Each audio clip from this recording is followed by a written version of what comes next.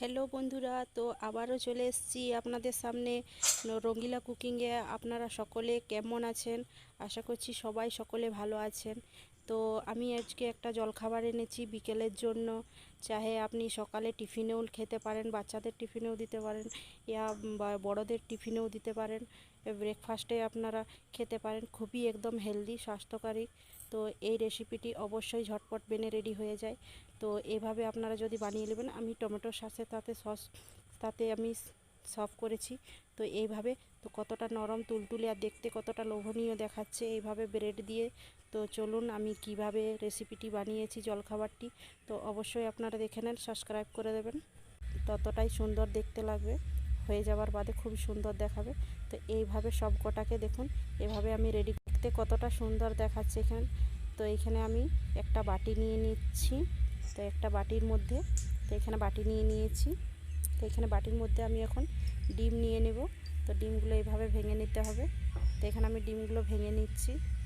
তো এইভাবে, তো এইখানে আমি 3টে ডিম নেব। তো এইভাবে ভেঙে নিতে হবে। তো এখানে আবারও একটা ডিম ভেঙে নিচ্ছি আমি। তো আমি এইখানে টোটাল 3টা ডিম নিয়েছি। তো আপনারা কম বেশি করে নিতে পারেন, ডিমের পরিমাত্রা বেশিও নিতে পারেন, কমও নিতে পারেন। আপনারা নাস্তাটি যেমন বানাবেন সেইভাবে আপনারা ডিমের পরিমাণ দিতে পারেন। তো আমি এখানে 3টে ডিম নিয়েছি, ভেঙে খুব ভালোভাবে এখন মিক্স করে নেব। এটা কিন্তু ডিমটাকে খুব ভালোভাবে এখন মিক্স করে নিতে হবে। তো এইভাবে এখন মিক্স করা হয়ে গেছে আমার। এর জন্য আমি এখানে হালকা করে আমি একটু নুন দিচ্ছি, তার সাথে আমি দিচ্ছি 2 চামচের মতো চিনি। তো চিনিটা আপনারা চাইলে দিতেও পারেন, ইয়া নাও দিতে পারেন, স্কিপ করতে পারেন। তার সাথে দিচ্ছি 1 কাপ দুধ। তো এইখানে দুধ দিচ্ছি আমি। তো দুধ দিয়ে আবারও ভালোভাবে, খুব ভালোভাবে নেড়েচেড়ে এখন মিশিয়ে নিতে হবে। তো এইভাবে আমি মিক্স করে নিচ্ছি এখন। তো এইভাবে মিক্স করে নেবেন আপনারাও।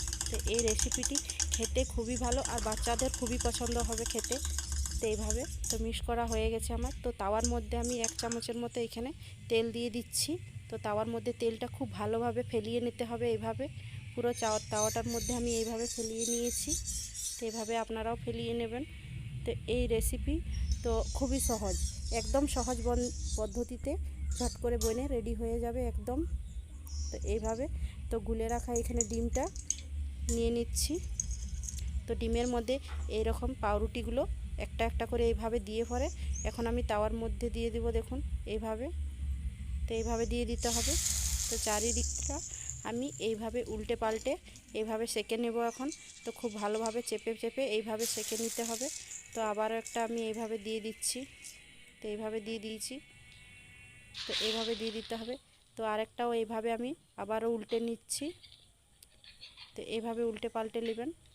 তো এই রেসিপিটি খুবই নরম তুলতুলে আর ডিম আর দুধ দিয়ে বানিয়েছি। তো এই রেসিপিটি অবশ্যই ভালো যদি লাগছে আপনাদেরকে, তো অবশ্যই লাইক শেয়ার কমেন্ট করবেন, আর বন্ধুদের সাথে অনেক অনেক শেয়ার করবেন।